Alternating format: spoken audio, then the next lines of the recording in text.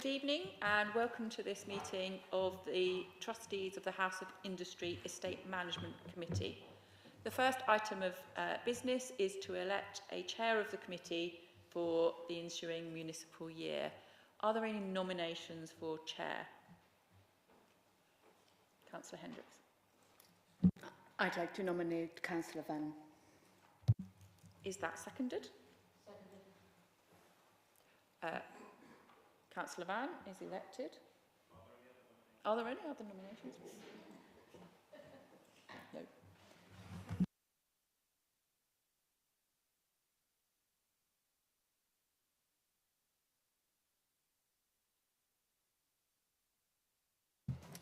Excellent.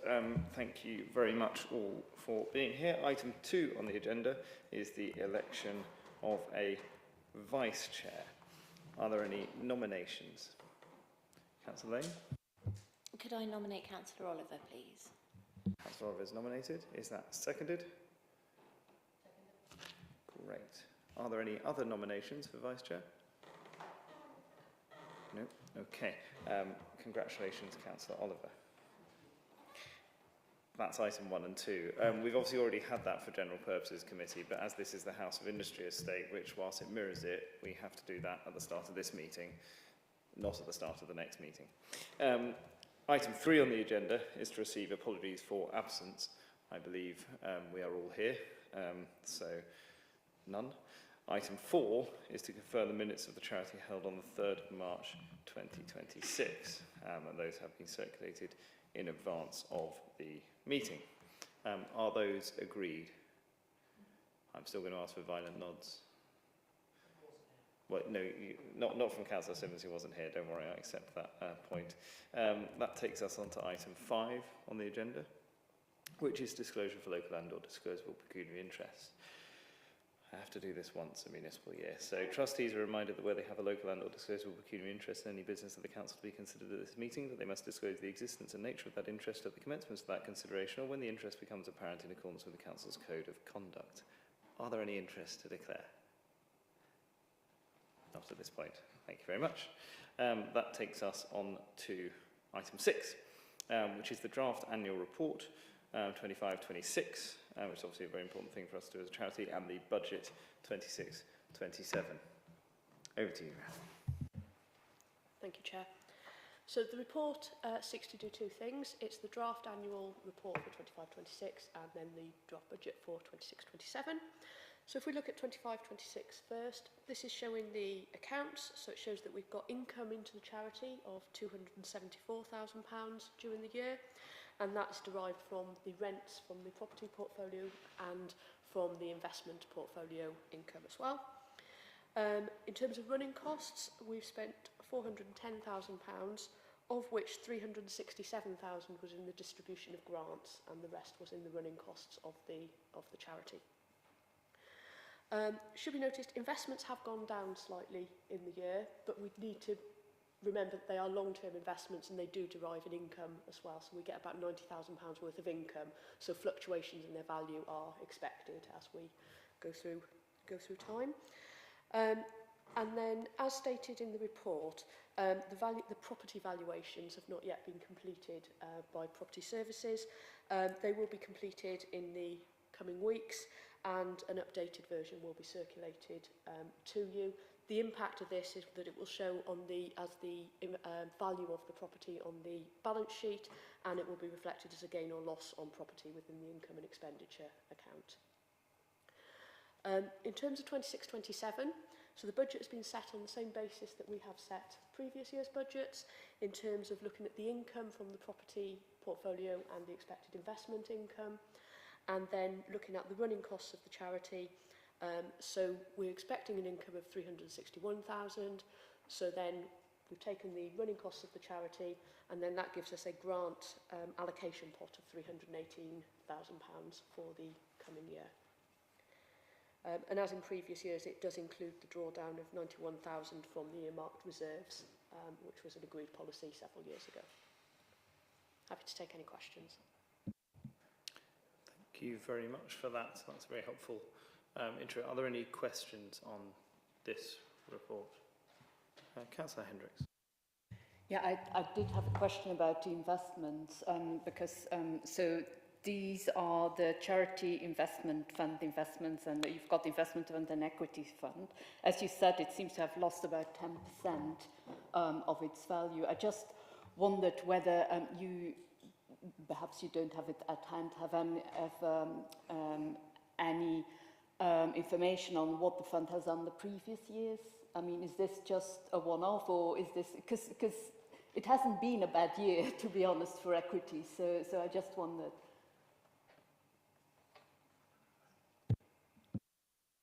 Yeah, so in previous years they have gone up and they have gone down.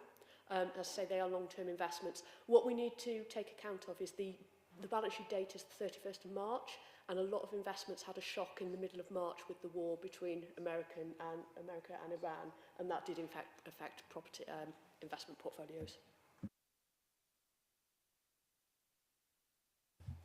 Councillor Spice. Thank you for this report. I just want to check something on page 8, and I'm quite happy to have misunderstood it. But under income, it says grants not claimed have therefore expired and withdrawn totaled 0, and then 25-26 was 3,770. Is that the right year? I'm quite happy to be in a muddle, but so that should be 24-25. Yeah, that should be 25.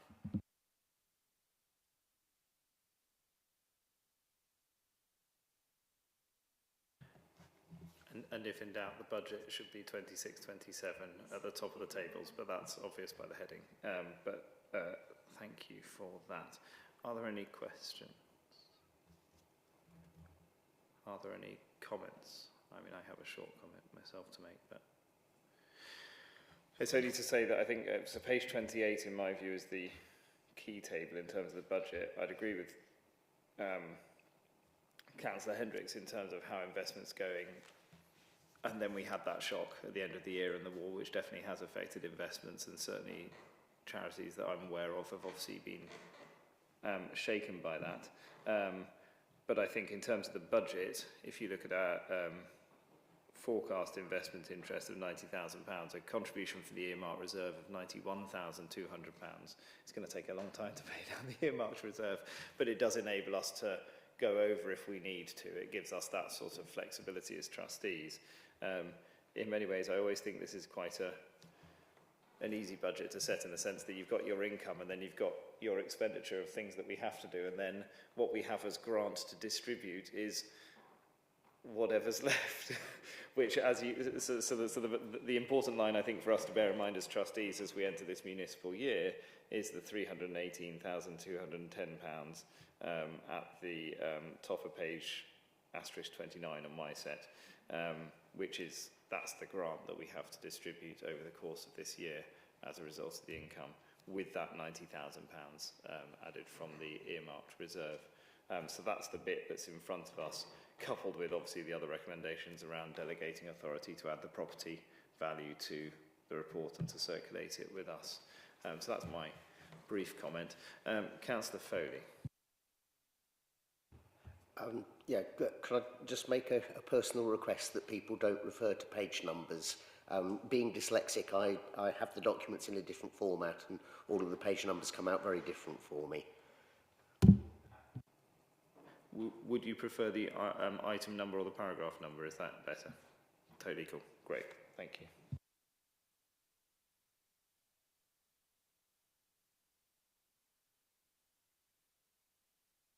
I'm now scrolling back to page 28, 29 to so let's call it Appendix C. Councillor Spice. Thank you, Chair. I just wanted to, following on from what I said and then what you said, was it recorded, the date change that you needed as well? I'm not sure that it was picked up. I'm happy to repeat it, but thank you for spotting, because I can't see from my blinkered vision at this point. So 2627 is at the Appendix C at the top of either iteration of that table, because it's the budget for 2627 we're setting, not 2526. Thank you for that. Any further comments? Great. I don't propose to take the recommendations individually. they are in front of us as a group of recommendations. A, to submit our annual report, which we have to do once the property revaluation is added in there, and then to approve the draft budget. Is that agreed? I do have nods for that. Thank you all very much. That closes that item and moves us on to item 7, which is applications for financial assistance. And you will have seen the papers there and the criteria for grant giving as well, which we obviously have to be mindful of as trustees, as well as our objects for the alleviation of hardship and distress. And Appendix C is where we start with the reports on the 2 applications. So if colleagues are content for me to skip through all the preamble to the actual applications, because that's what we usually would do. The first one in front of us is the Linking Lives Befriending Service at Woodside Church. Is there anything to update on this report or any introductory comment from Jade? No, nothing to update. Thank you. Are there any questions from colleagues? Councillor Hendricks. Yes, I have some questions about how many people they are actually supporting. It's a bit unclear because it says the expected outcomes, and then they say 40 new pairings started and 4 new ones begin in April 26, bringing our optimum to 41. Now, I don't know whether that is pairs, or so I assume it's a beneficiary plus then the befriender, or whether this is the total number. And then it also says we trained 8 new volunteers, but new pairings were started. So I just got a bit muddled up, basically. The microphone. And Jade. My understanding is that it's 41 pairings, but I can go back and check with the organisation for clarification. Councillor Hendrick. Yeah, sorry, it's another question for clarification. So in terms of the staff, it says 2 times 20 hours, but perhaps I just haven't seen it in the report. Is how long will these people be employed for? I mean, is this for 6 months, a year? It was unclear from the report. Jade. Yeah, this funding request is for a full year.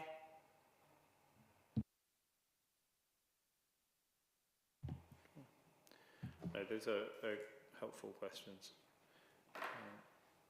Councillor Spice. Thank you, Chair. I'm just trying to flick down, sorry, I've been going backwards and forwards. In the description of what they were asking for the money for, it says, oh no, I've jumped into faces, hold on, just give me 1 second, sorry. It says, this funding request is for emergency revenue funding. So, but in the description above of what we fund things for, in in 1 line D, it says if it's emergency funding, we need to look at their reserves, and their reserves seem higher than what we're saying as a criteria for emergency funding.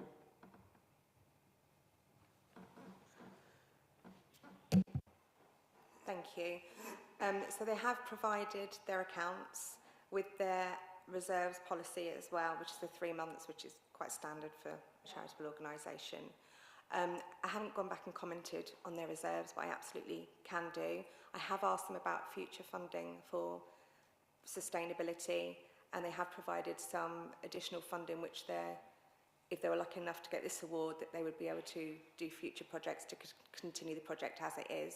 But I can go back and query the reserves of the organisation. Councillor Hendricks. Yes, sorry, I still have another question for clarification, because I think I get a bit confused between Woodside Church and then this project within the church, because it says Woodside Church has no full-time employees and 2 part-time employees. So are these the employees we're getting, they're asking funding for, those 2 part-time employees, or are they different people? They're the same people that have been running this project. So the actual application is from Woodside Church, and the Linking Lives is part of the church. So when it comes to financials as well, they're the church's financial records. Councillor Foley.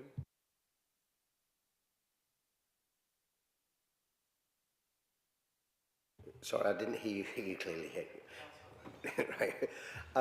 Yeah, in terms of that link with the church, you know, I have a sort of degree of concern. Do we know the extent to which the volunteers are taken from the church and the extent to which the volunteers come from other sources? No, don't know that information, sorry.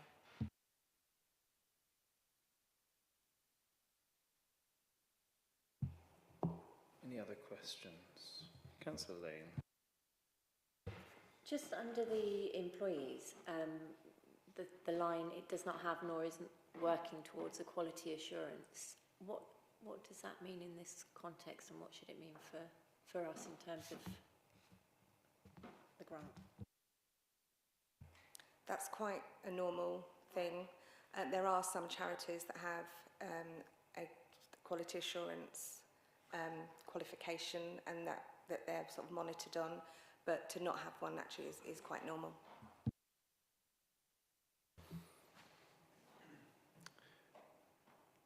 Any other questions? And then we can move on to a discussion of the grant.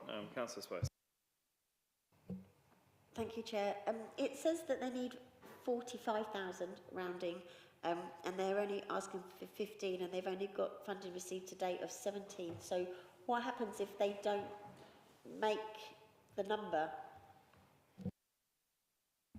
So I have asked that question, and they will just continue to bid for funding, and they would only be able to continue it for the fund that they had. So, for example, if they only got 50%, they'd only have to be able to run up to 6 months.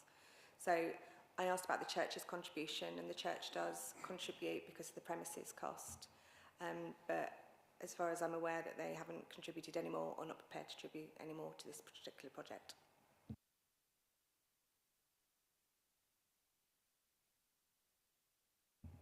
Are there any comments? Councillor Oliver. Thank you. I think this is a much needed service. I think it's a much bigger problem than any of us might realise, and it's a kind of service that may save the council money further down the line. It says here that the organisation should be encouraged to engage with council's adult services teams. Conversely, it might be good if the council's adult services team are encouraged to engage with this organisation, because I think that they would benefit each other. I have no problem with passing this award. Jane. Adult services have already reached out to them to continue to work with them, to start working with them. Councillor Hendricks. Yeah, I think I completely agree that this is a much needed services, and I know that a lot of charities are currently struggling to meet their core costs because it's tough out there in terms of getting grant. I think my only kind of reluctance is it's about kind of one-off emergency purposes. So I'm not sure that I would consider like a 1 year continued funding for 2 volunteers to necessarily say, oh, well, this is emergency. So I'd be more comfortable saying, well, we'll fund like half a year with then the task really for the charity is to find those other funds, because otherwise they will have to, or the church steps in, or because I don't feel that kind of providing years funding for 2 people necessarily meets the emergency criterion. Councillor Spice? Thank you, Chair. I'd like to echo that. I do, and it might just be a mistake in the way that they've described it, but for the opening line for we want emergency revenue, we would like emergency revenue funding, and then to contradict our terms of reference in our very first meeting on our very first application of the year makes me a little bit nervous as the President that we're setting for the rest of the year. Councillor Lane? I'm just going to... I might have got it totally wrong this time. Would we be? Because where they're saying that... Where are we getting the assumption that they're...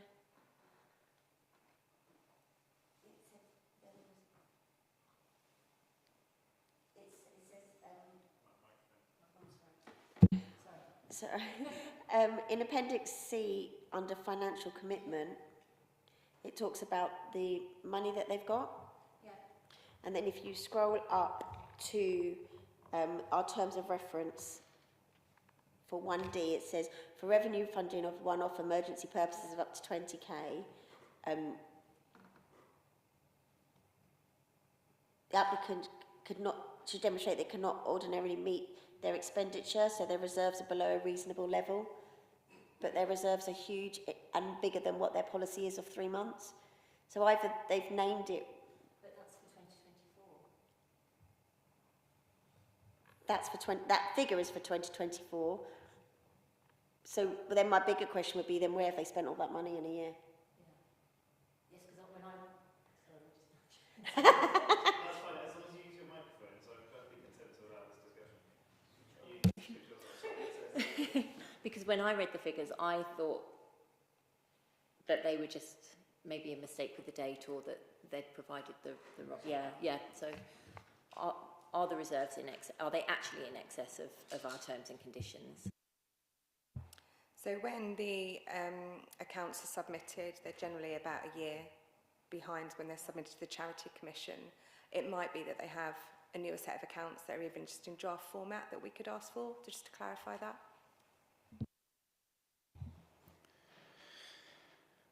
I think I'm happy with us asking for that. There's possible options in front of trustees. I'm going to try and feel my way around what's been said so far. There's the possibility of agreeing emergency funding for 6 months in any case, based on the application. There's a possibility of agreeing that subject to receiving confirmation that the reserves do fall within our own terms and conditions effectively, so that we're not breaching our own policy. We do have the ability to do that as trustees, to say award the grant subject to confirmation of, and half the grant for a year and then come back as a later date. I haven't commented yet, but that, so if somebody's ready to make that proposal in a moment, but I'm just going to make my comment on this grant, if I may, because as chair you don't always get to do that. I was partly going to echo what Councillor Oliver said in terms of I am aware of this befriending service. They are very important. They do hugely important work. I think that 41 figure is definitely the 41 pairings. So it's the sort of, that's the number of people they're helping at any one point. And they might have 14 new trainees, but then 8 new trainees, sorry, but 14 new people being helped. Because at any time, actually people being befriended might leave the area, they might pass away, they might, all sorts of reasons, but it really does help tackle some of the isolation that we do find in our community. I think that's hugely important. And the organisation as a whole that's making this application is Woodside Church, but it is a befriending service within, that's sort of supported by them effectively. So I don't think that's necessarily a concern in and of itself, if that makes sense, because actually organisations do good work of all types. So that's, my comment is I think this work is so important. I wouldn't want it to fall by the wayside. I would therefore support Councillor Hendricks's proposal with the caveat around finding out about the reserves personally, and then if it looks like it is needed for the whole year, then that could perhaps come back to the trustees at a meeting if that is needed. That's my sort of feeling of where I think trustees are, but I don't wish to impose that, so someone else can make a actual proposal. Are there any more comments, though, on this, I think, at this point on this bid, if anyone else wants to say anything? Does somebody wish to make a proposal, or have I accidentally just done that? Okay, but I hope that does reflect the discussion and the comments made by trustees in terms of, and a reminder, whilst it might future save the council money, Councillor Oliver wasn't suggesting that as a reason why we as trustees, acting as corporate trustees, are making a decision, because of course we're making decisions as corporate trustees. So essentially we're agreeing to 6 months subject to ensuring that the reserves don't go against our policy in terms of emergency revenue funding. And if it turns out they do and they can't, then that they can always bring a bid back to a future meeting with clarity around what this is providing. And we're very clear that we don't provide repeat funding over many, many years if it's emergency funding. I think that's a reasonable way forward. Is that seconded by anyone? Cool. Is that agreed? Agreed. Thank you all very much. That's item 1 on the grants. So we now go to number 2, which I'm going to have to scroll down to. So, because of Councillor Spice's question, I've gone all the way back to the terms and conditions of our grants. We don't do page numbers. It's Appendix D. Appendix D, and this is an application from Faces for £24,844. Is there anything further to update us on? No, no further comments. Thank you. Are there any questions from trustees? Councillor Hendricks. Yeah, just wondered whether we know how many young children and young people with SEND they are supporting in this project. I couldn't find it.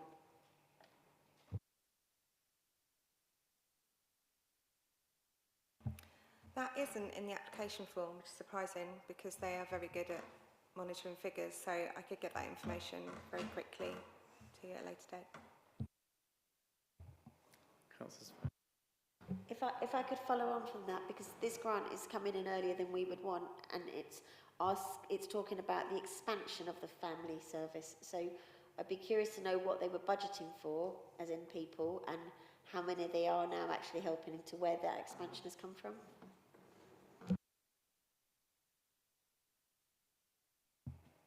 Any other questions?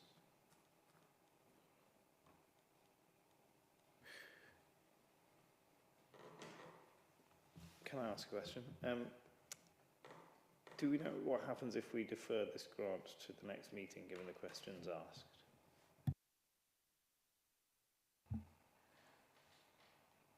So they haven't got the funding to expand from July 26, but I would imagine they'd be able to continue the provision that they have. I would have to ask that question. They were quite clear that they couldn't wait to the November when they were out of the 3 years, and that they needed to put the funding bid in before then.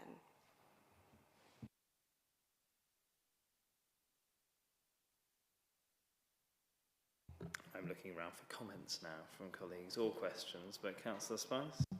I'm quite happy to put my neck on the line here. I'm just very uncomfortable without the information that if we give this as an exception, again, what's the point of having our rules? And I understand emergencies, and I understand the great service that they're providing, but I think if we don't hold ourselves to the time period without exceptional detail, then I don't know why anybody else couldn't do that as well. I've got Councillor Oliver and then Councillor Foley. On the other hand, having been a member of this committee many years ago and had lots of involvement with Faces, not personally, but just by reputation and by what's been achieved with previous grants and ongoing grants and working with them in partnership as a council, they've never let us down. They've always delivered what they say they will do, and I don't think they'd have come back early if they really couldn't help it. I think if this is a charity we'd never heard of, we'd be questioning it. I don't think that this particular charity would be a risk. Trying to think of what we could put in to mitigate any risks, because it is slightly early. But you've had your answer there. They've said they can't wait till the next meeting. Councillor Foley. Thank you. To me, this looks like generally a very strong application for a much needed service. And I felt on reading it that the reason for the exception to the normal time limits was well justified. And it may be that there could be a little bit more detail here and there, but I think generally it's such a strong application that I would feel inclined to approve it as is. Generally feeling very comfortable with it.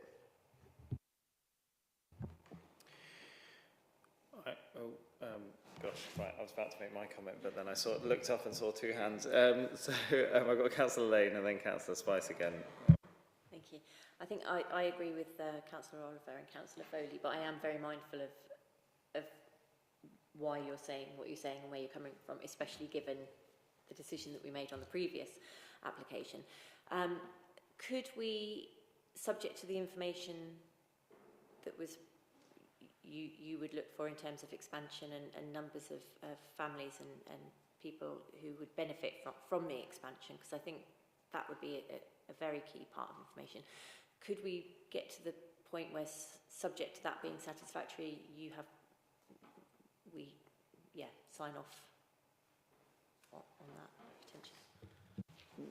We have done that before, whereby it says in consultation with chair, although I would actually say in consultation with all trustees anyway, which I would expect to do as chair, if we receive the information on the number of people receiving help and why the need is there and whether we could award it at the point at which the 3 years, because it does seem a bit weird that the 3 years is sort of falling the way it does. I agree with you, Councillor Spice, but we as trustees are able to look at our guidelines, and it is effectively, in my view, sort of very nearly the 3 years out, to be honest. That's the problem I've got with it, is it's so close, it feels a bit weird to just go. Now, obviously, I can't remember the thought experiment where you can get half and half and half and closer to it, but we are able to make that decision as trustees. I'm just saying that as we think about it. And we have just set the budget for this year. There are 6 meetings, 5 now, and we've only got 2 grants handing out. So I'm just mindful that as well, we actually have this resource in order to do good. And we do have a longer term relationship with Faces that I think gives some confidence that we might not have with others. In terms of some of the smaller grants are a different part of a funding deal we do in terms of white goods and people moving into new properties, which is distinct from that. That's my sort of feeling about where I think this sits. But Councillor Spicer. Thank you, Chair. Can you please just clarify the budget? Because I think my head is just spinning. So they've got a shortfall of 24,000, which means they can't wait till November, but that's for the whole year. So what are they actually short for? I don't understand where their shortfall starts, because they haven't expanded yet. They want to expand. So I just can't get in my head, because this is all a year's costings. Is that a year from now, or is that a year? When is their year? I'm just getting myself into a pickle, I think, as to where those costs actually start. So the project breakdown that they've given are from the start, from July, for the next 12 months to be able to deliver that with the expansion all included.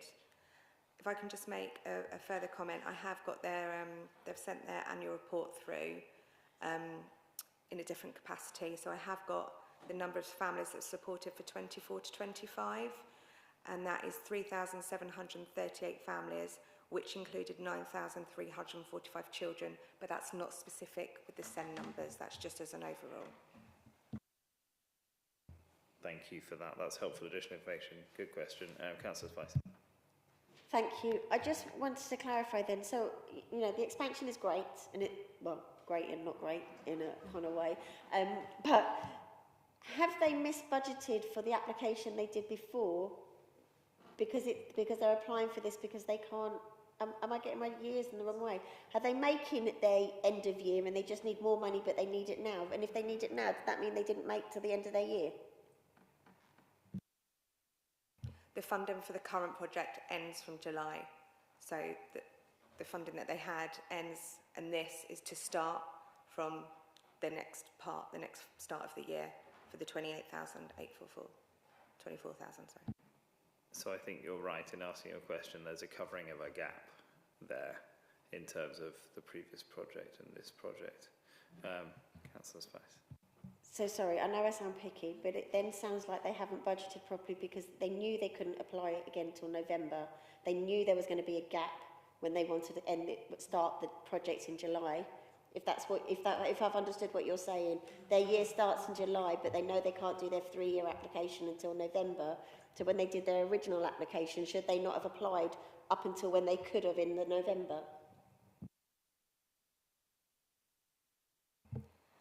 So their comment is that the project is due to end July, and to maintain continuity and consistency, they hope to secure ongoing funding with a gap, if possible.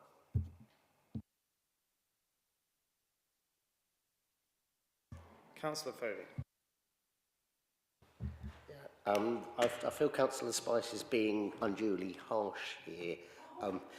The nature of these sort of charities and the funding pots available to them are that often you've got to spend it within a particular period, and no matter how you try, they don't quite match up, and you end up with gaps, and there are too many funding pots which are strictly time limited, and you've got to fit within these criteria, and trying to maintain continuity of service and continuity of staffing is incredibly difficult in those circumstances. And yeah, I'm pleased to see that we will be looking at a longer term relationship with organisations, which to my mind is an appropriate way of us moving forwards. And because so long as everything is done on short term funding, then you are going to get these situations where there are gaps between one pot and another pot, and these things don't match up, and how on earth are we going to meet the gap in between? And I feel that we as trustees are in a position to say, yes, we can help you fill that gap in between on this occasion. I'm just going to add something as well, which is I think we as trustees only made our criteria more robust after a review after the 2023 window, if I recall correctly. And I think we're clearer with that now, but given the proximity to that window, I'm sort of okay with that. And as I say, we can make that decision as trustees. I've got Councillor Hendricks, then Councillor Spice, I think.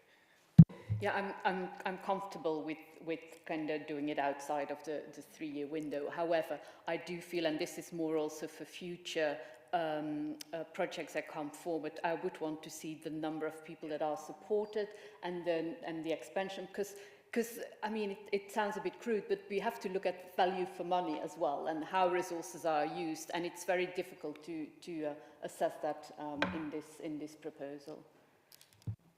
I would completely, sorry, it's Councillor Spice first, I don't want to interrupt you. Oh.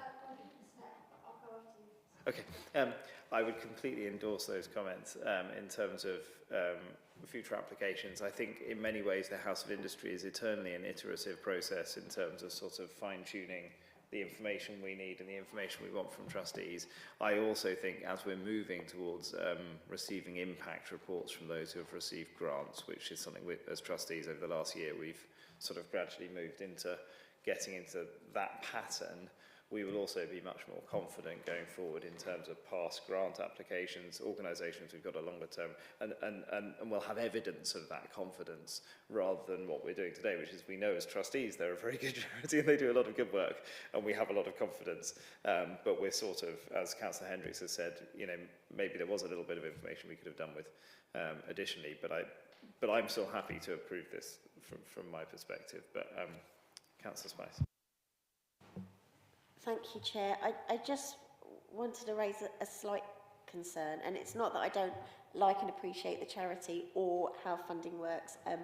it's just that it's been commented many times in this discussion that we're willing to allow them to do this because we know them or we have a good relationship with them, etc. But if, for example, I was a charity that had only applied once before and you didn't have a good relationship with me because I haven't been doing it for years, are we now saying that we would exclude those, but because we have a long relationship? Because that's what it kind of feels like is being said.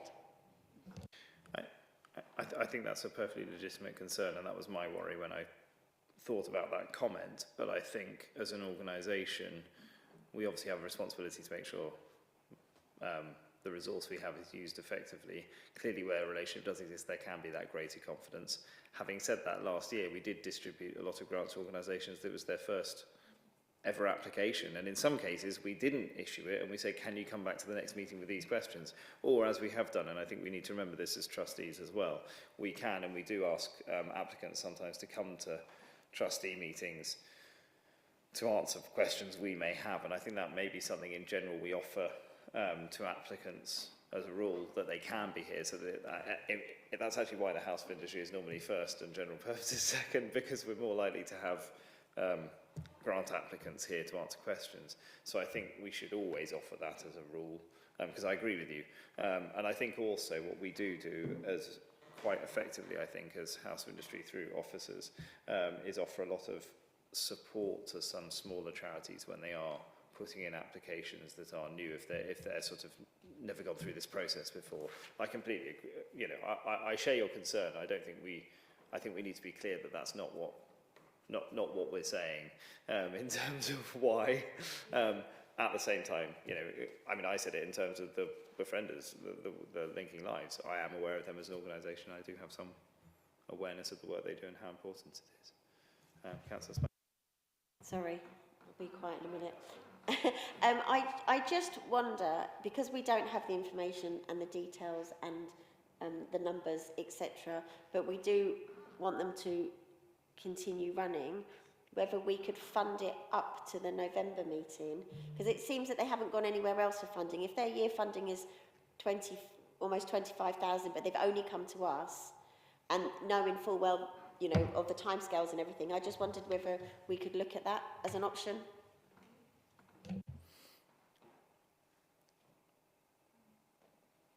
Councillor Oliver, you put your hand up, or? I did, but it was more for a comment, so shall we finish that question off first? Is there a question? Oh, sorry. That is something that, if you trustees decide to do, that we could put to the organisation.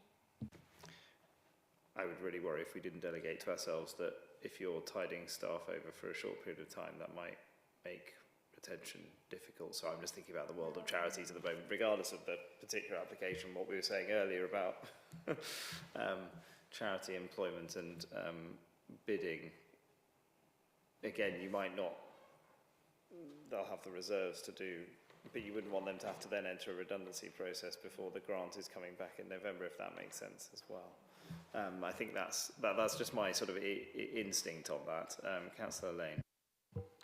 I can see where you're coming from, but at the point at which if we fund them to November, at that point, a lot of our concerns are absolved anyway, because they fall into the new funding window. So,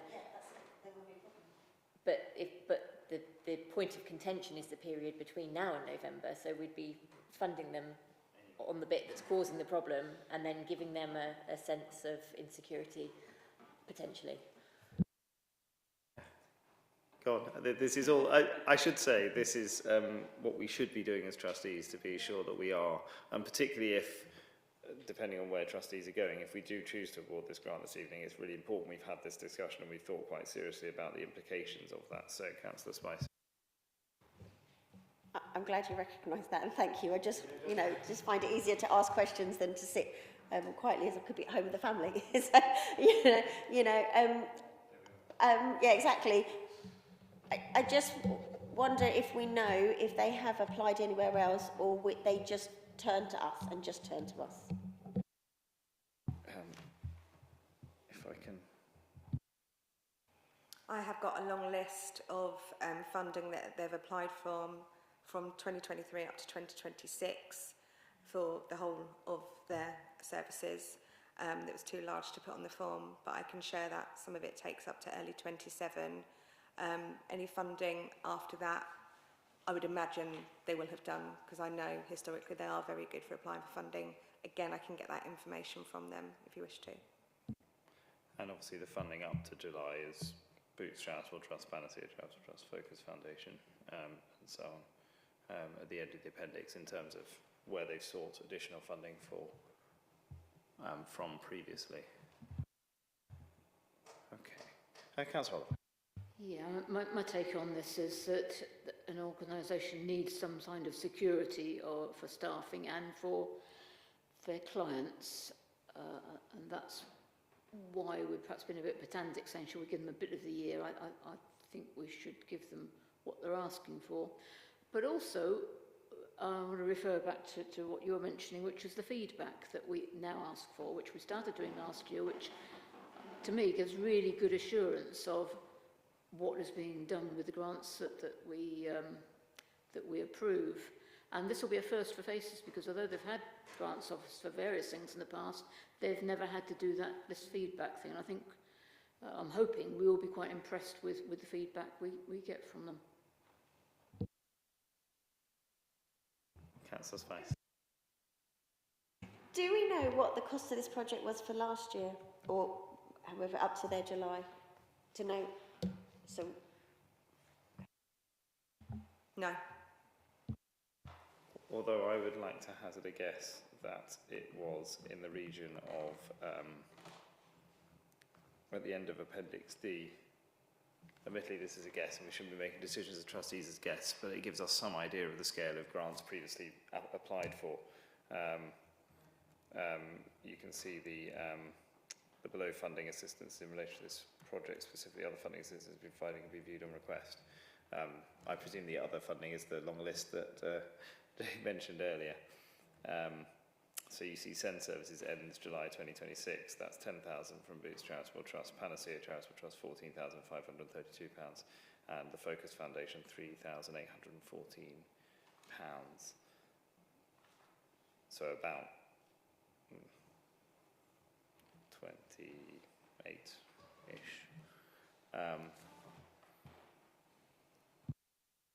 I'm going to go Councillor Spice first because she's coming back on it, and then I'm going to go to Councillor Lane I'm going to go to Councillor Lane for a proposal at that point. So. that's fine, I'll stop. So then, just to understand, going on your quick maths, it was about 28,000, and they were asking for 24,000 this year to expand the project, to continue to deliver, to support the delivery and expansion. But how are they expanding on something with less money?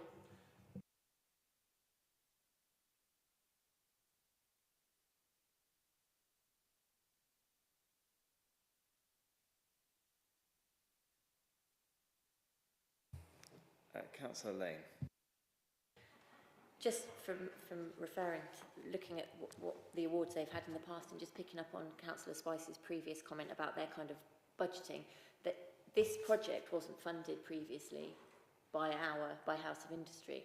So the House of Industry awards have been for different aspects of their, so it's not, if that was a factor in thinking how they're operating, it's not, and that kind of ties into Councillor Foley's, I guess, about these pots, and having applied for more research grants. I know it's not the same thing, but it is, yeah, you're just grabbing what you can where you can.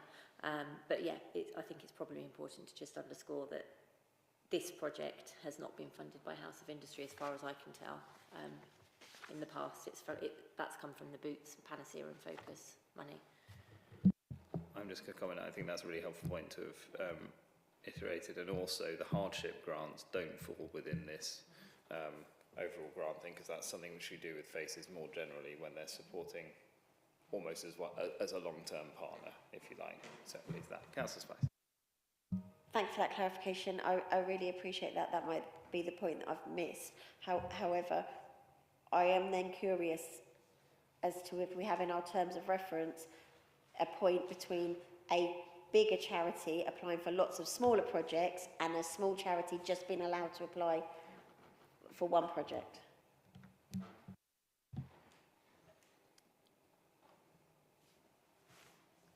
I don't think we do have that specifically within our terms and conditions or grant conditions, but it is something which, because we reviewed them not that long ago, I mean, it's something which we can certainly discuss as trustees at a future date. If you want us to agenda that at some point, then we can do.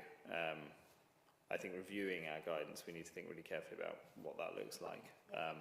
But let's talk, yeah, that's a consideration for future. I don't know whether we put that into our, we can take note of that, can't we, as trustees, and agree to do that at a future date. Councillor Simmons. At the risk of curtailing the debate, I'd like to move on to the proposal, if possible.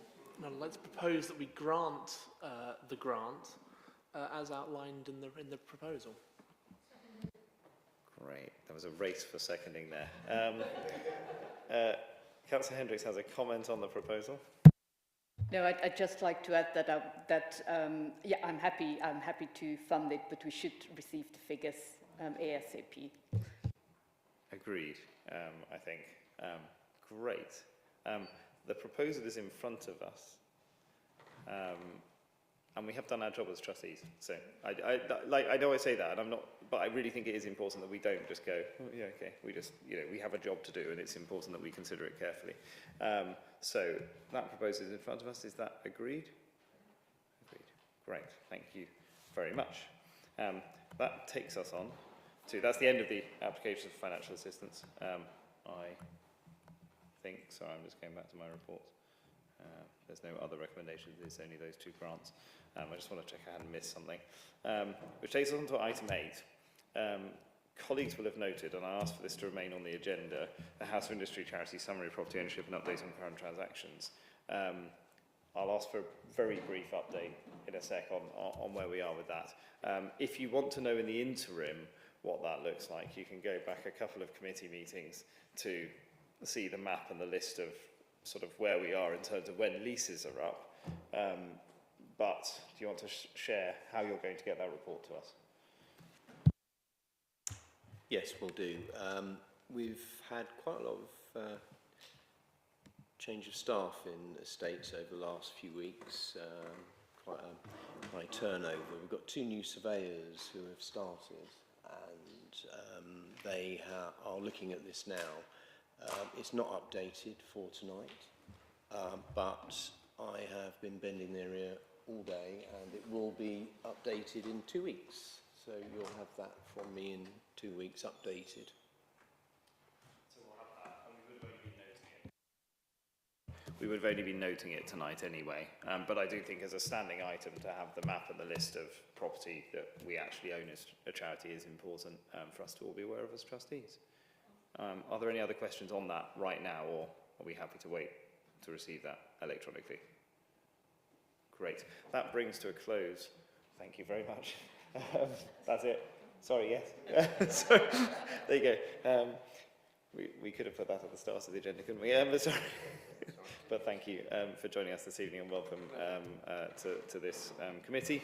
That brings to a close the meeting of the House of Industry Estate, and we're going to take a short 2-minute breather before we start General Purposes Committee.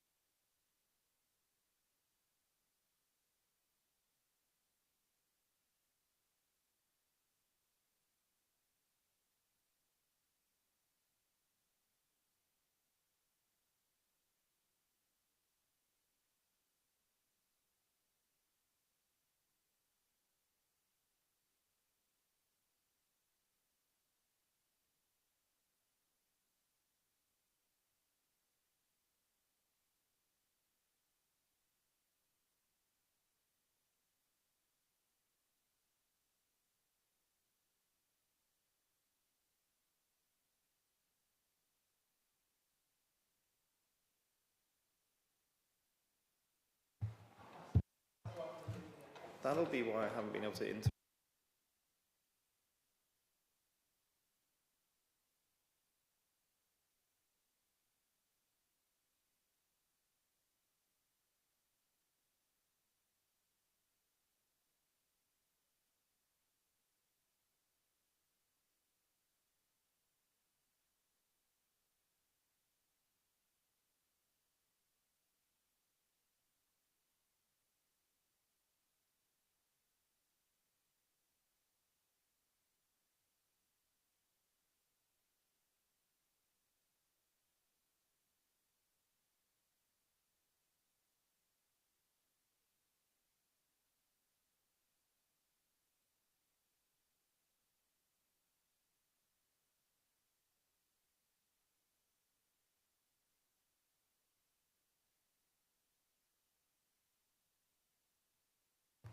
thank you very much. Did we even stop, or no, we just flow through as a live stream, but there we go. So welcome to this meeting of General Purposes Committee. You will note there is not an election of chair at this one because we have to have a General Purposes Committee immediately after the annual full council standing up in Committee Room 1 because of, well, the appeals panel that needs to be appointed. So, item 1 on the agenda is questions from members of the public or members of the council. Are there any questions? No. No, I'm not going to pick on him like them. Anyway, item 2 is to receive any apologies for absence.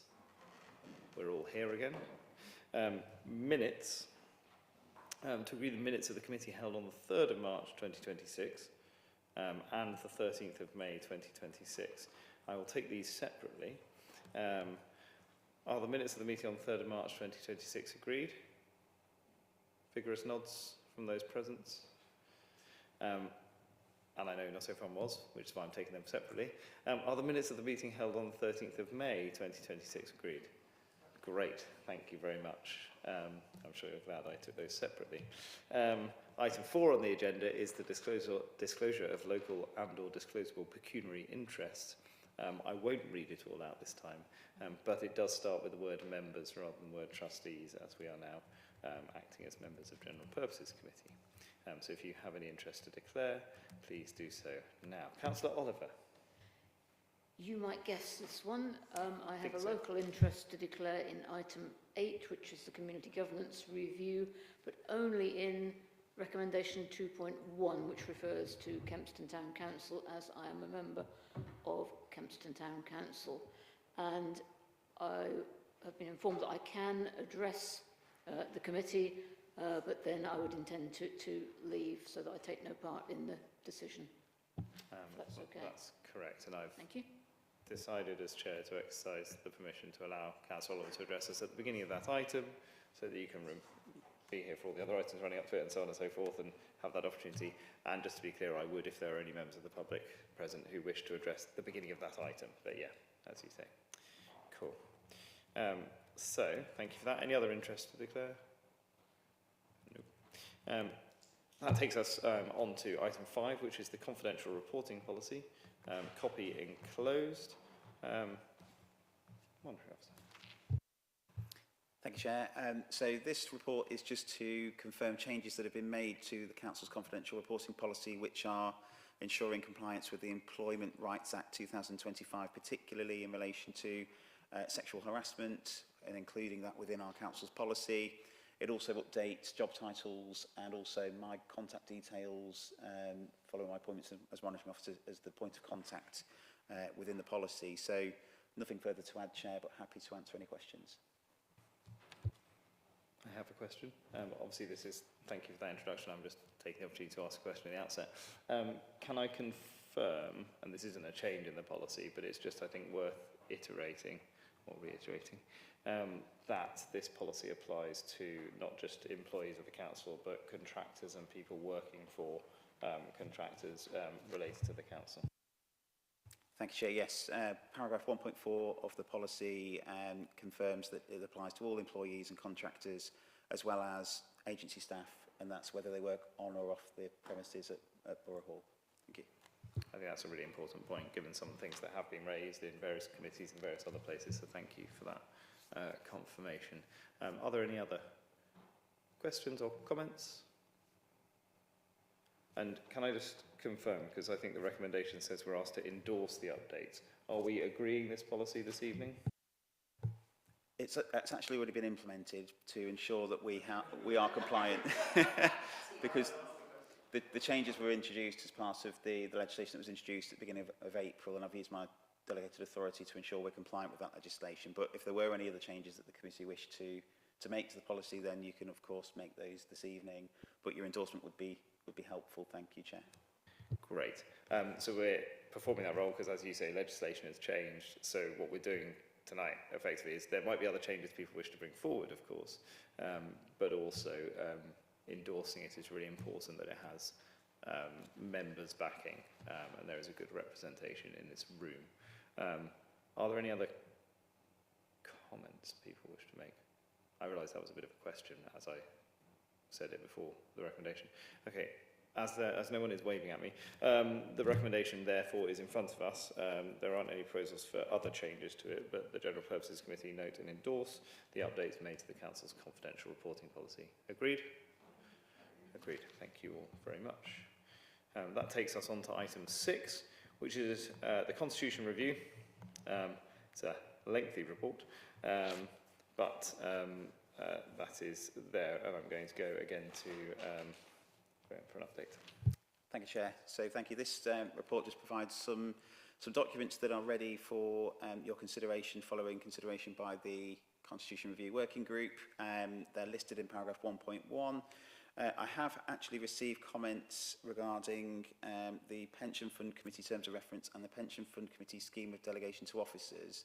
I do need to just consider those comments and engage with the Service Director of the Pension Fund. So with your support, I would just like to defer those two documents for further consideration. Clarity, and I'll then engage further with the Constitution Review Working Group, if that's okay. So for clarity, you're saying the Pension Fund Committee Terms of Reference and the Pension Fund Committee Scheme of Delegation to Officers pull those from this? Yes.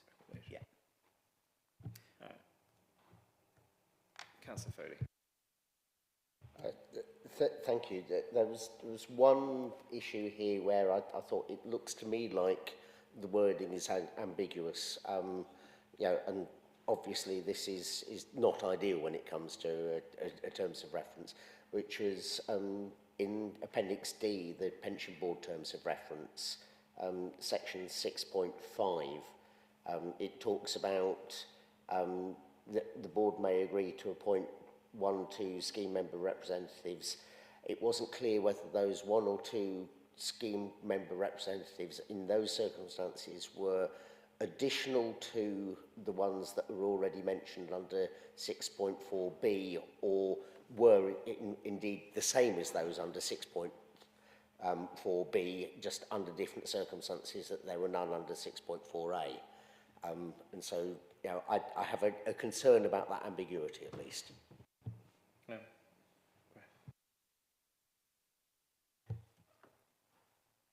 I would be very grateful if you would also allow me to consult with the Service Director for the Pension Fund to just seek that clarification, if that's okay. Thank you. And can I just confirm this is under one of the ones that we proposed to? No, it's a different one. So we'd have to withdraw that one as well, which would be, so I'm just seeing it now. That's the, yes, okay, so that's the 3 middle ones of the list under 1.1. Councillor Oliver. So you've sort of answered my question about have the groups been consulted with that are going to have these changes done to them. Have you had a response back from the Employee Partnership Committee? Through your Chair, yes. The Employee Partnership Committee considered the proposed changes. In fact, they instigated the review of that particular document and were content with the changes that were proposed, and that was also shared with the Constitution Review Working Group. So yes, they've been fully engaged with the proposed changes that are recommended to be made. Thank you. Chair, can I just say as well, I just wanted to kind of give the committee a bit of reassurance in relation to the progress that's been made with the Constitution Review to date, and certainly from my perspective, the Constitution Review Working Group is an extremely helpful and useful mechanism to take these changes through. There's a list of documents that have already been reviewed at paragraph 4.2, and there's another suite of documents, particularly in relation to the Planning Committee and the Licensing Committees, that are in the process of being developed, and we're looking at holding workshops with the Planning Committee and licensing committees to go through those changes as well. So I just wanted to give that reassurance, and again, thank you to the working group for the support and work that you do to help through this process. Thank you. That doesn't include any change to the scheme of delegation, does it? It does include scheme of delegation to planning officers and scheme of delegation to the licensing team in relation to those committees that have schemes of delegation regarding those particular functions. So it will look to review those elements, but they will also come through to the Constitution Review Working Group. Will they also take into account the scheme of delegation review that was conducted a few years ago of the planning scheme of delegation that has proven effective whilst simultaneously protecting members of the public's right to speak? So will you have a look at that previous scheme of delegation discussion? Because I know Councillor Weir, in fact, was very keen on that scheme of delegation change. I may have been planning portfolio holder at the time, so I'm aware of the scheme of delegation, and obviously I'd look at any changes with a very keen eye, because I think it's really important that members of the public don't lose their rights to engage. Now, I think in terms of the right to speak, that's a document that we have reviewed. There's also in the Constitution, there's a guide for members on planning, and what I'm proposing to do is turn that into a planning protocol to give it a little bit more substance, to make it clearer as to the rules and how to engage with the planning process. Certainly the right to speak, the whole point of reviewing, as with the whole of the Constitution, the whole point of reviewing that document is to make it easier to understand. So certainly not looking at removing people's rights, but actually making it clearer as to what those rights are and how to engage with the process. So hopefully you'll be supportive of those changes, but again, they will go through the same mechanism as the Constitution Review Working Group, and ensure that all of the members on the Planning Committee or the licensing committees are content with the proposed changes that we're looking to make as well. I do just want to comment that the Constitution Review Working Group, which I chair, but it is a very collegiate, constructive cross-party group that does work very well together, and the meetings are not short, but they do go through line by line. So I feel terrible that we missed a minor ambiguity on 6.5. So thank you, Councillor Foley, for spotting that. It's good to have you on the committee. But I think that is the kind of engagement that can actually happen in any context, actually, and the Constitution is a really important document for protecting members of the public, members of the council, and officers in knowing who is responsible for what and what decisions are being made. And I think therefore in that context it's really important it goes through what is quite a lengthy process in terms of, committees may review what they're doing, the employee partnership we heard about earlier, the Constitution Review Working Group then does some hard miles at checking that, and then it still comes to us as General Purposes Committee and then to full council in most cases. I think that's a really important process, so there's every opportunity if something is not quite right to get it right. With that in mind, because obviously the revised format of the Constitution is there, that will enable it to be moved towards being hyperlinked and accessible and much more, rather than different PDFs that you have to click through multiple links many times. For those of you who have tried to access the Constitution on the Council's website, it is quite fun. Is one word that you could use to describe it. And I do have a hard copy of it, which I sometimes use because it's easier to access. So with that in mind, the recommendations in front of us, and I will just make sure these are correct. So full council, we recommend to approve the documents listed in paragraph 1.1 of this report, minus Pension Fund Committee terms of reference, Pension Fund Committee scheme of delegation to officers, and Bedfordshire Local Pension Board terms of reference, just to seek clarity on some points. That can come back at a future date. Of this report as part of the Council's constitution as reflected in appendices A to E, but I presume it's now just A and E. And then that full council we recommend to approve the revised format of the constitutions. This is really important because it enables that not streamlining, it's not actually, it's making it just easier to access. And the committee agrees to propose next steps associated with the review of the constitution. This is something that's begun quite some time ago, actually. I think it's worth bearing in mind as well. So those are the recommendations in front of us. Thank you for that, Councillor Foley, genuinely, because it is really important we get those things right.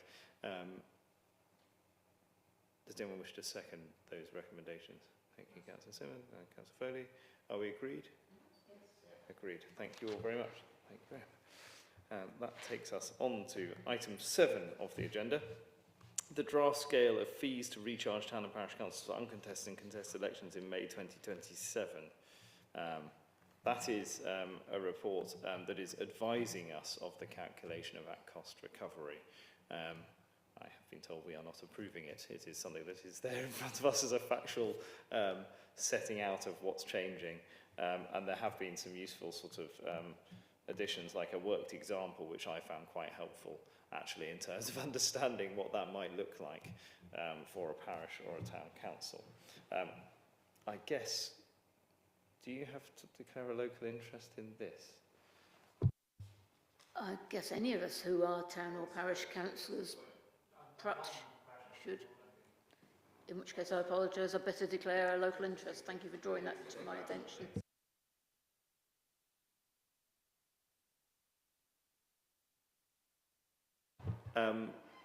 Does anyone have any questions on this? Any comments? It is a factual report back to us, so there's not much we can. I object to the price of stamps, but we can't. But we can't really do much about that. So there you go. That is in front of us to note that. Therefore, are we content to note that we've received that? Great. Thank you all very much. We're racing through this agenda to the entirely uncontroversial community governance reviews. And we will start with Kempston so that, Councillor, you can make a comment and then you'll have to leave the room and then we'll come and get you before we get onto Shortstown, or as we get onto Shortstown, so you don't miss out on that excitement. No, this is actually really important stuff, obviously, but with that in mind, we are going to start with discussing the Kempston West Parish and Kempston Rural Parish Board boundary first phase of consultation. And I'm going to allow you to make a comment now, Councillor Oliver.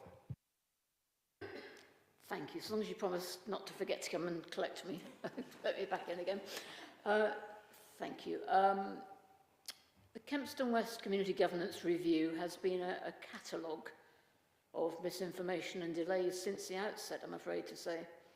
As soon as the review of Bedford Borough ward boundaries was completed, I think it was in 2022, Bedford Borough Council could have and should have initiated a review of parish boundaries straight afterwards in cases where major changes had taken place, such as those in Kempston West, to see if the boundaries could be made coterminous.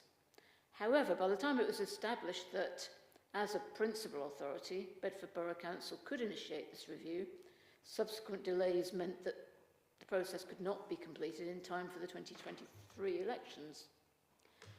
Rather than continuing straight after that election, Kempston Town Council had to request that this review should still be undertaken.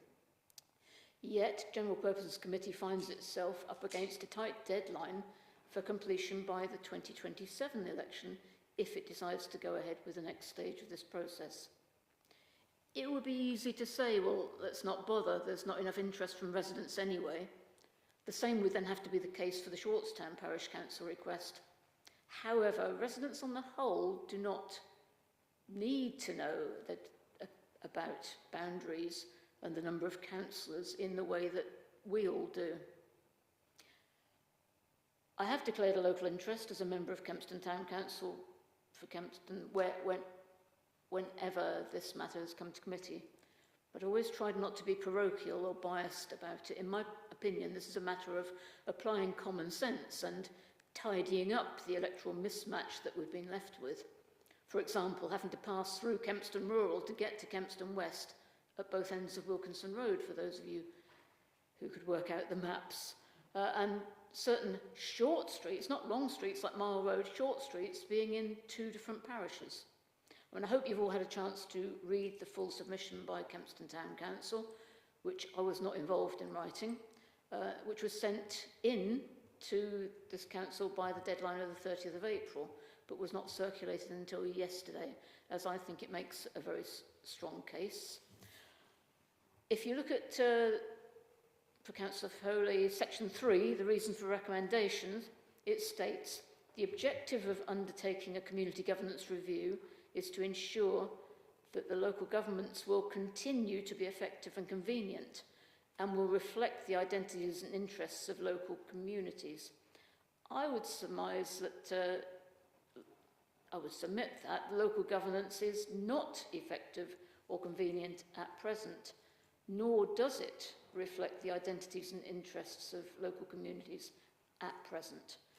But this committee has the power to put that right. Thank you. Thank you, Councillor Oliver. Give me a minute. Yeah.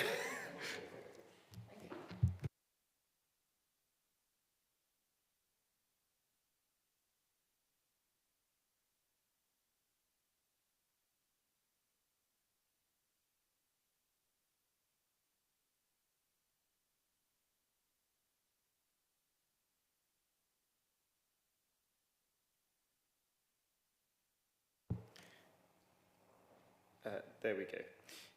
Thank you very much for that comment. I realise I'm saying thank you to a room having waited for Councillor Oliver to leave the room, which is slightly surreal. We do have a report in front of us now, and the recommendations in front of us are to consider and agree based on response received to the proposed outcome. I'm not completely sure on what the proposed outcome is. However, I think that's because it is for us as a committee to determine in terms of where we want to go from this. Because if we do agree that there should be a boundary change, there is a further consultation, as I understand it. I'm looking at officers, and officers are nodding.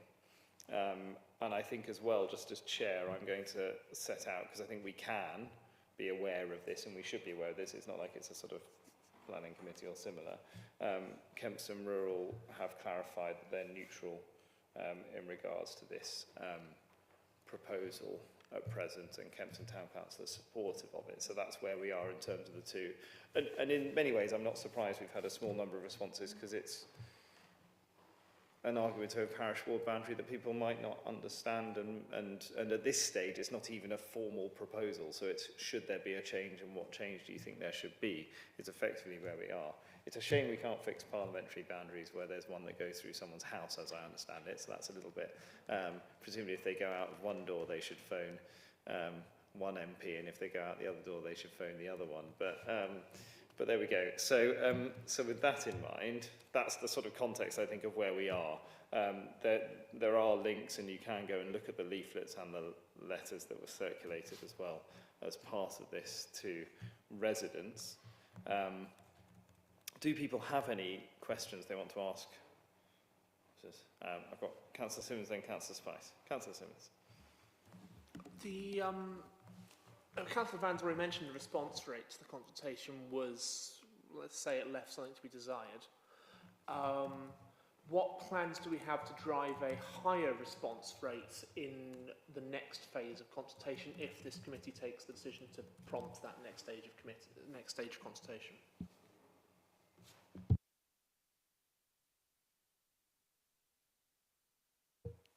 I'm happy to try and address that point, Chair. I think, so it's probably worth just, in terms of what that next stage would look like, so if the committee tonight agreed that it wished to progress to the next stage of the process, that would be a formal recommendation to full council to make a proposal, a formal proposal to instigate changes to the governance structure associated with the council that's under review. As part of that process, if the full council agrees to progress with that next stage, that is where the next stage of the consultation process happens. And that is a consultation that is stating that the council is making a proposal to change the governance arrangements. So that would be a decision of full council, so there'd be publicity around that meeting, and we would be able to work with our comms team and ensure that there's publicity around the ability to respond to that consultation process. And there would be statutory consultees that would also be part of that process as well. Something that I think would be quite useful as part of that full council decision, if that's the decision that full council takes, is to ensure that there's perhaps some consultation with the chair of this committee to ensure that the chair is content with the information that we are consulting on, so that you're content with the consultation, documentation and the maps. We could say spokespeople, couldn't we? Yes, Or anything. a small working group. Or. So that you've got confidence as a committee that actually the consultation is got everything in it that you expect to have in it, and it's hitting those people in the community that you would expect for it to basically hit, so that everyone has got the opportunity and the time frame to provide responses to the consultation. So that's effectively what that process would look like. But I'm obviously happy to answer any further questions. Councillor Spice, then Councillor Hendricks. You'll be pleased to hear this is quite brief, and I think I already know the answer. But is there a minimum response rate, like a percentage, for a decision to be made, or it's just no? No, the only requirement is that the council takes into account the responses to the consultation that are received. So that, yeah, that's obviously it's quite subjective, but that's the only requirement really. Councillor Hendricks, then Councillor Simmons. Yeah, I think it struck me when I read the responses, not only is there a small number of responses, but I think about half of the people basically said, I don't really know what this means. So I wonder whether there is a way in which we could really describe what the implications are of the potential change for the residents, because I think people don't understand what it means for them as a resident. I think that's true, although I think there are also things that we're not able to do in terms of the statutory process, such as council tax parish precepts might be different one year and different the next year, so you can't use that as an example because it wouldn't be accurate for the next one. I should say I did go and have a look myself, obviously, as you'd expect me to do so. And last year, I think Kempston Rural had slightly higher council tax than Kempston Town Council, and this year Kempston Town Council has a higher precept than Kempston Rural. So it's pretty much for muchness in terms of, sorry, that was the only illustration I could think of in terms of, not that everyone thinks only about precepts, because it also depends what community you feel like you're part of, what parish or town council you feel like you are represented by, and what services you access as well. I think it's a really good point though in terms of how we make it clear what that looks like. You look like you're going to come back on that, but no, it wasn't about specifically like this will be the amount of council tax you'll pay as a result, but it's more about understanding that you belong to a different kind of group when your council tax is calculated. Just things like that, which may be clear to us, but it's not to everyone. I think that's absolutely right. Councillor Simmons. Sorry, it may have been covered and I may have just missed it, but after the next stage of consultation happens, does it come back to this committee and to full council for final sign-off, or what happens to it? Yes, so I think the results would come back to this committee. This committee would again make a recommendation to full council, and that, you know, ultimately full council would then make the final decision as to whether to progress with an order or not to do anything in the current arrangements stay the same. And similarly, if this committee does not make that recommendation to full council, then it would stop the process effectively. It doesn't go to the Constitution Review Working Group, you'll be pleased to know. Councillor Foley. Thank you. I think this is a question for the monitoring officer. You know, the council is required to ensure that community governments within the area under review will be reflective of the identities and interests of the area, community in that area, and is effective and convenient. To me, I think that means that if there is a very strong case in one direction rather than the other, then we are required to implement that pretty much regardless. Is that a correct interpretation? That would be up to the committee and full council to determine, based on the response that they received from the relevant parish council, statutory consultees and any other consultees to the consultation, as well as the information that's available to the council in reaching that decision. So ultimately it would be a case of the committee and the full council to consider all of the information before them and to make that decision. Councillor Foley. But I think at least that implies that we can't just put it off because it's too inconvenient at the moment or something like that. Absolutely. Sorry. Not putting words in the monitoring officer's mouth, but are you nodding? Again, that would be up to the committee to reach that determination. Judicial review on whether we've had a community governance review in time when needed. I mean, no, it's a fair question, but I think the reason we've reached this stage with the review now and made more progress, as Councillor Oliver indicated, it's not been a new issue, but we received a valid request to conduct such a review from Kempston Town Council, and this is the process that we're going through to deliver that, essentially. The ultimate decision, I think, as the monitoring officer keeps carefully saying, is ultimately a question for us as general purposes to make a recommendation to full council. It has to be full council that makes that recommendation because that's the decision-making body. Councillor Spice. Thank you, Chair. I'm slightly jumping ahead, but just to tie into this so I'm understanding, because I'm looking at the work programme for September, and I appreciate that's the next agenda item, but just to understand the context of what's in it, I think I'm getting confused about what we're agreeing now, because the work programme says for September to consider a report regarding the extended consultation results.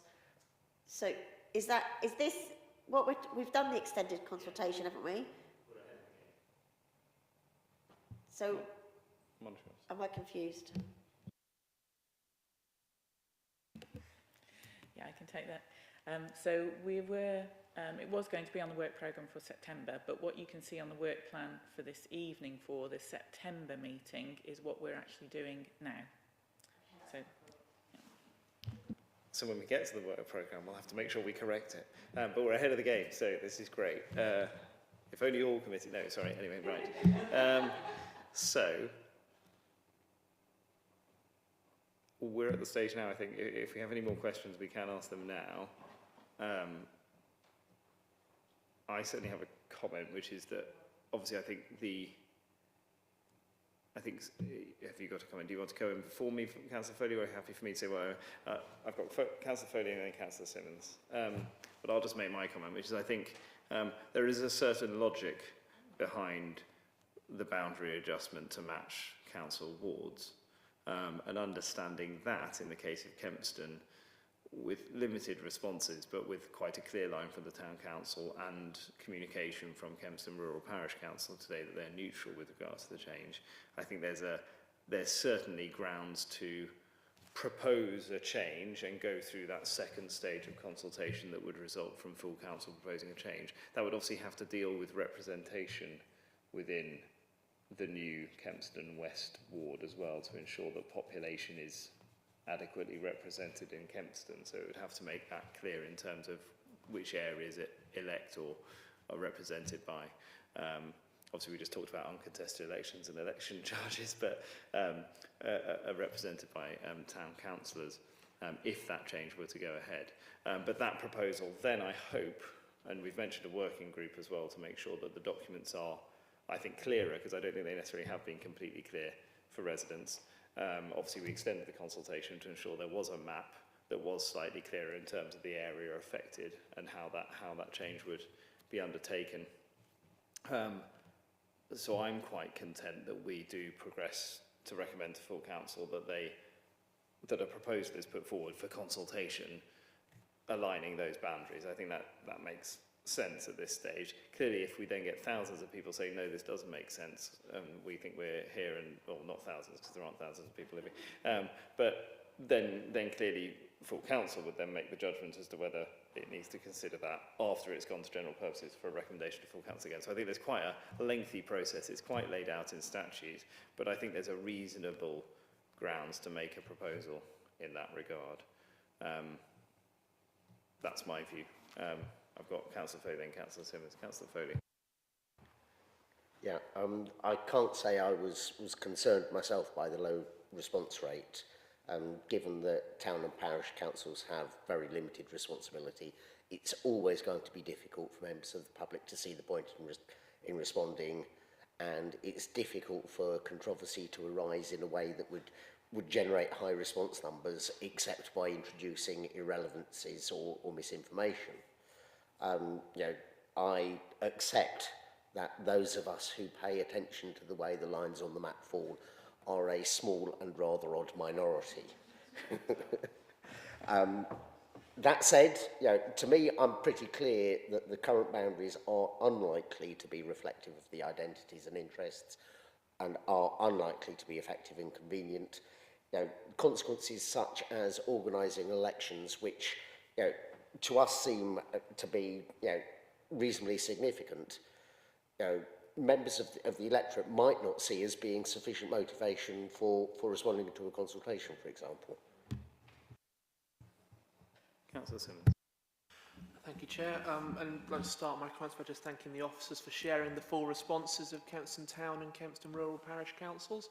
I think it's shed quite a lot more light on the situation, personally at least. I think I found that much more useful than just the summaries that were initially proposed. Yeah, my sort of comment is that, you know, this can feel quite parochial and technical, as Councillor Foley has sort of outlined.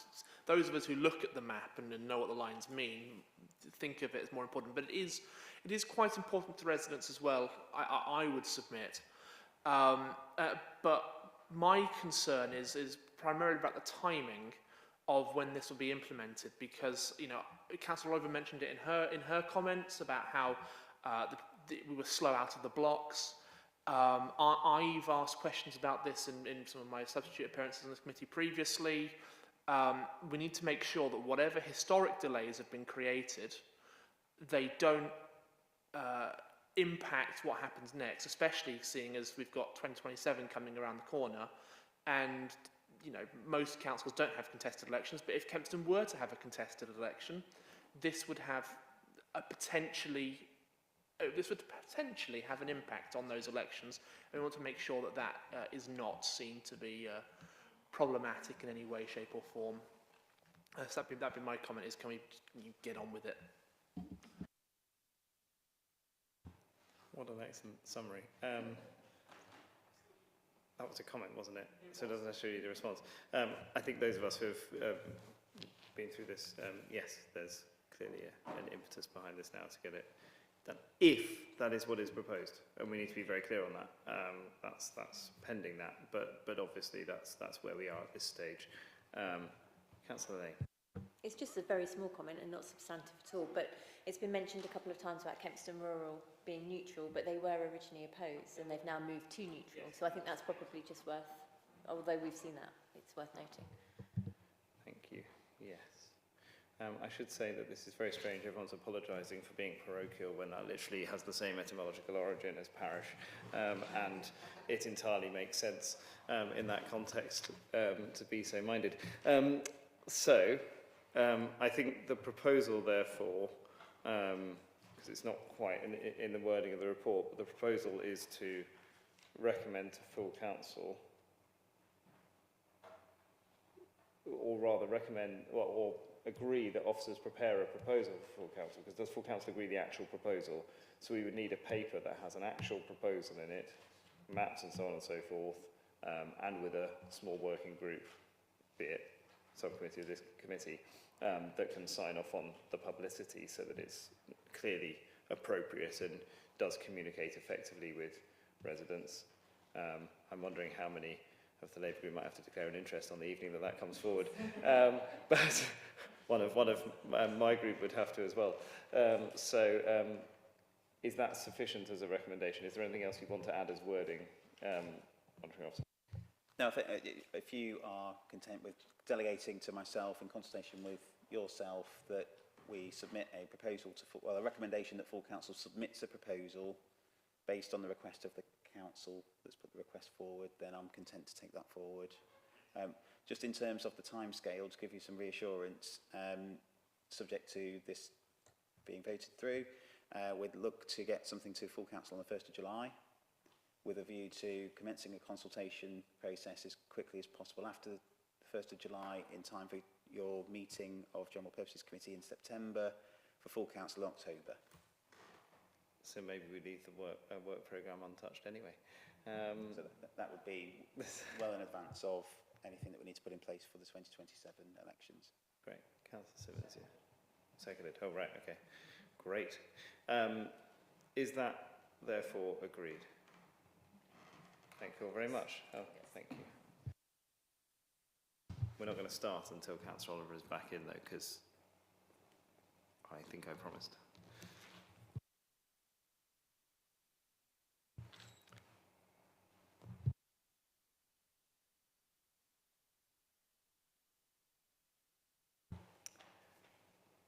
I am going to very slowly say we're going to move on now to the discussion on the request from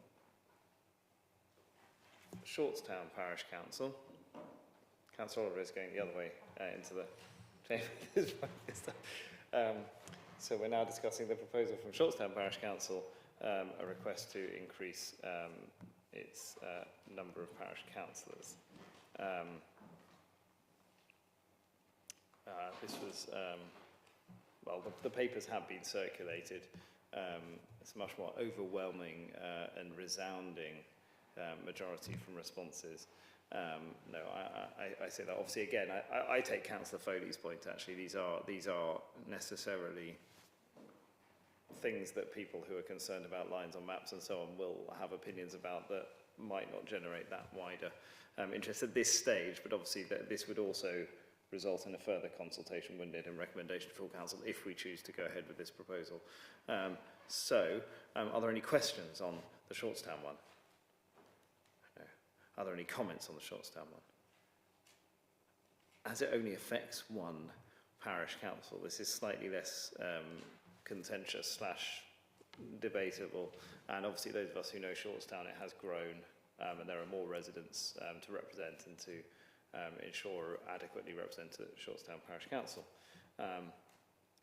So does anyone wish to move a proposal in relation to this? Because as chair, I shouldn't be constantly moving proposals.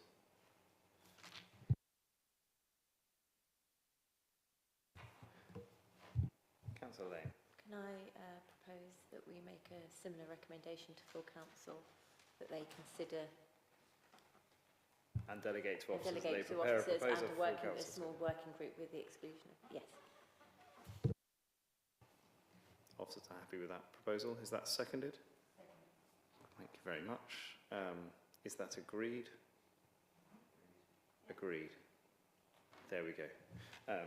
Evident that that was obviously less controversial as a proposal, that took less of the time.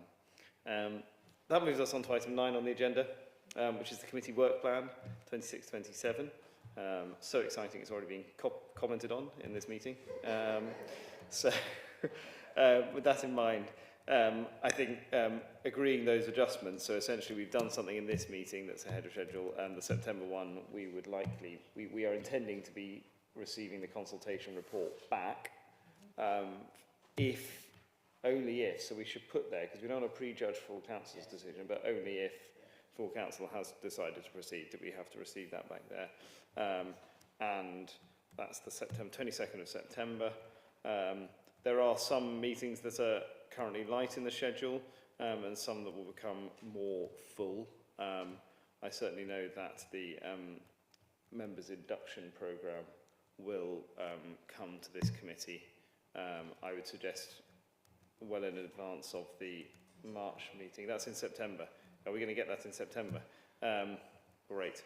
So that may come back with changes and recommendations and so on and so forth. So we should be prepared for that potentially to happen, because I know a lot of members have views about that. and other items will come forward as they do so. Is there anything else we need to add at this stage? I'm happy to with that. Okay. Any other comments or desires to add things onto the work programme? There will obviously also be stuff coming from the Constitution Review Working Group at various stages and so on, but that's on way. Great. That brings this meeting of General Purposes Committee to a close. Thank you all for being here.